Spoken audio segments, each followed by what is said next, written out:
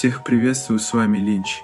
И сегодня я хочу вам рассказать про один удаленный эпизод «Мимишки». При просмотре данной серии некоторые моменты показались мне довольно жуткими и загадочными. Ладно, не буду тянуть, а мы переходим к просмотру. Это был обычный вечер, Тучка был у Иннокентия на ночевке. Они, как обычно, играли в видеоигры. Ближе к ночи в дверь кто-то постучался. Кеша пошел открывать дверь, но Тучка остановил его. Он сказал: сейчас же ночь, вдруг это не наши друзья. Лучше не открывать. После этого момента они пошли спать.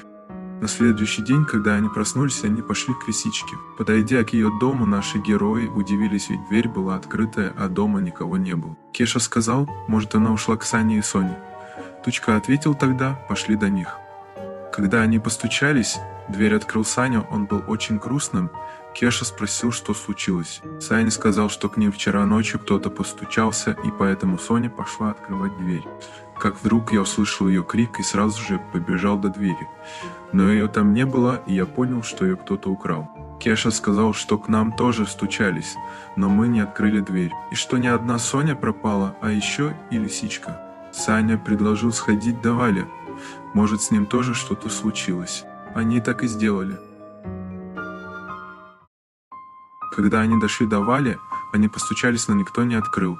И наши главные герои поняли, что его тоже похитили. Они решили, что будут все вместе ночевать у Кеши.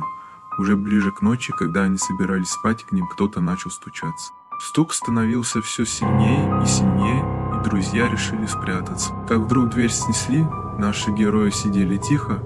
Прошло 15 минут, и Кеша, Саня и Тушка решили выйти. Дома никого не было, и поэтому они вышли на улицу, как вдруг они услышали: вот и ваша очередь настала, мои друзья. После этого момента их никто не видел.